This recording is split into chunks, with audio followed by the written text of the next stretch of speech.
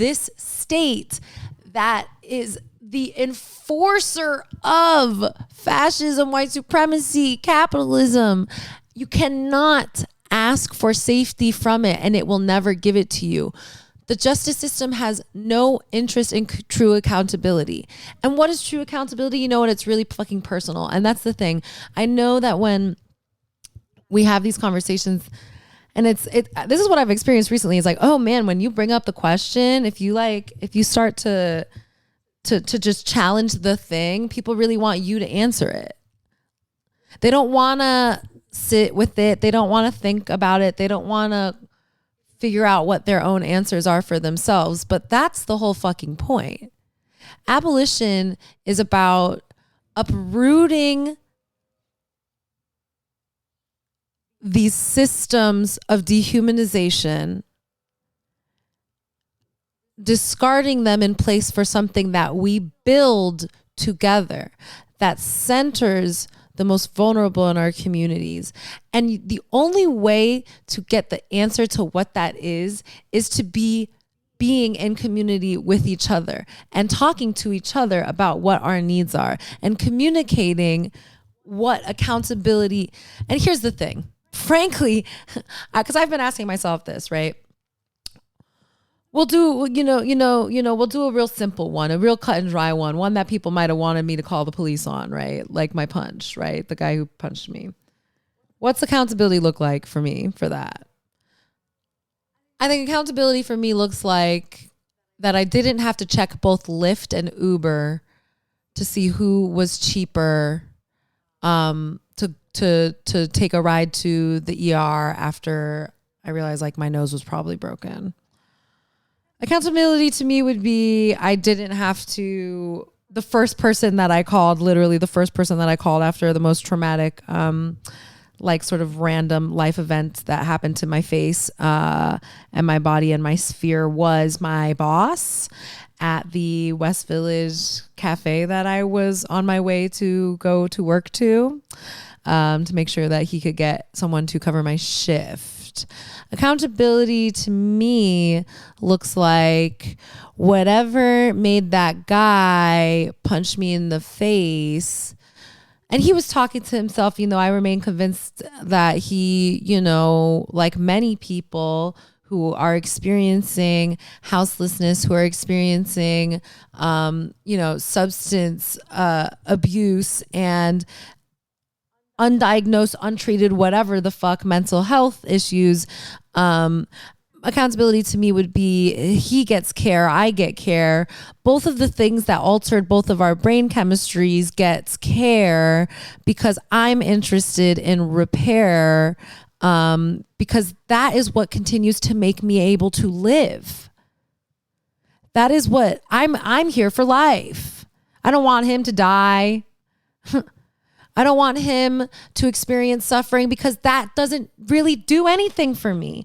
And that is me, and I understand that not everybody is going to feel that way. And I don't want to ever sound like I am an apologist for anyone who's committing this type of harm, but I am just somebody who is I'm trying to look at the whole thing. And I know that the more that we delay the understanding of how to be accountable to each other in community, and the more we continue to just flick men into the prison industrial complex, further dehumanizing them to become prison slave laborers, that only reinforces the patriarchy that the rape culture is hinging on.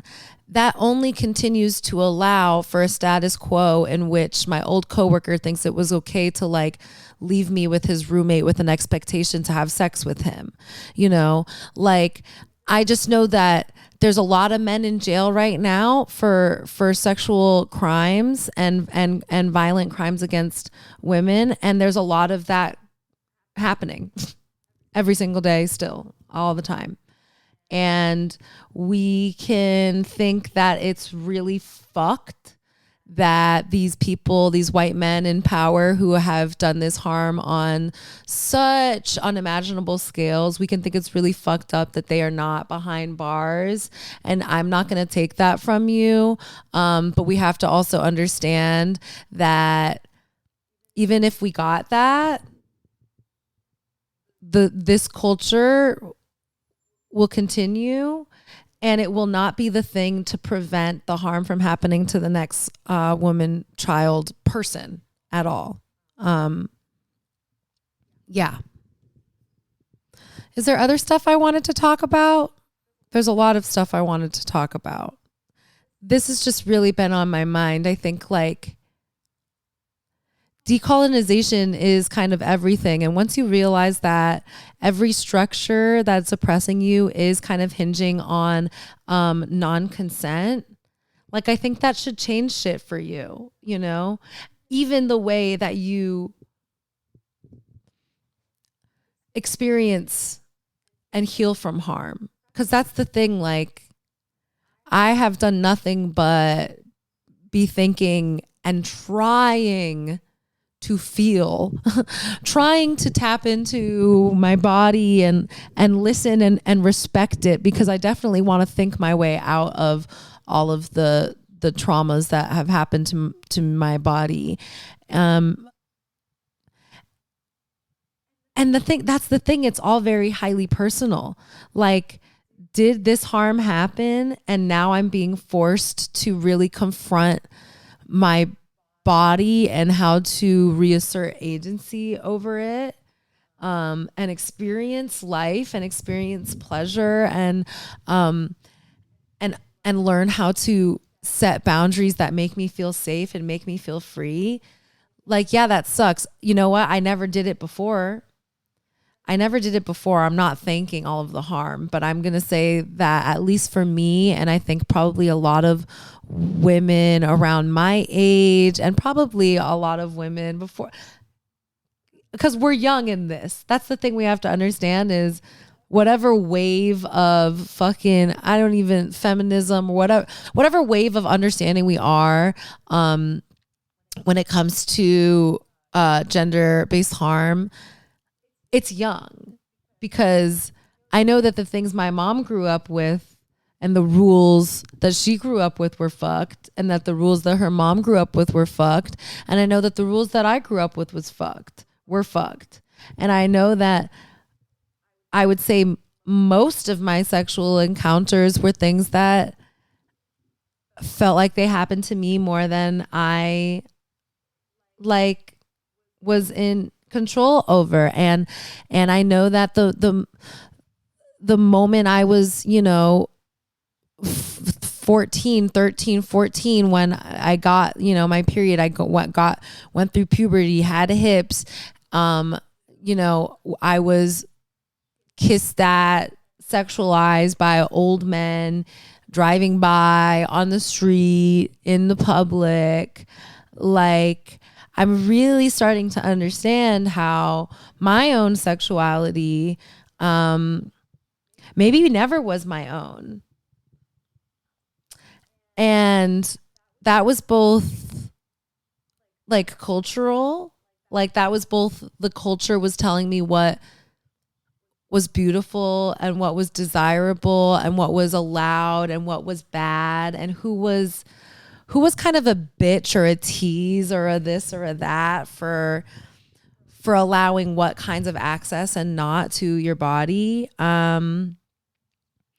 And yeah, let's just say it's been really humbling. It's been pretty crazy to think about. But I think it's important. Because to me, it's really showing me how much of a status quo it has and continues to be, this dominance over women and children's bodies that is just structural at this point. Or, I mean, not at this point. It's been structural, right? It's been structural. And the way that we just outsource our outrage when it comes to this kind of violence towards these like sort of big symbolic evils, the rape website, the, you know, recent shootings, like these horrible stories that the media does actually want us to pay attention to in certain ways, right? They want us to see it in certain ways because they want us to feel unsafe. They want us hypervigilant. They want us traumatized, and we are. Hey, that's the thing. Media, don't worry about it. We are already way the fuck ahead of you. But the missing part of those stories is really does end up being the survivors of that harm or the people who didn't survive, right?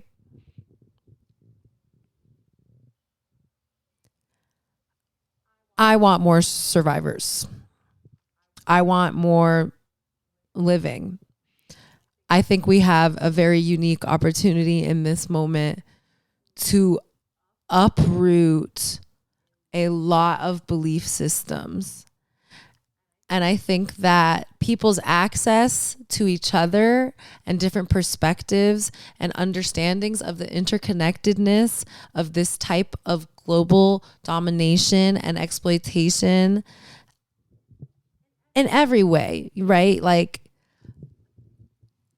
to have this phone and probably everything that I'm using right now, it's predicated on rape, on the pillaging of the land, on the exploitation of the people in the places that they want us to feel we are not the same as. They want us to dehumanize a group for the safety of ourselves. Does it sound familiar?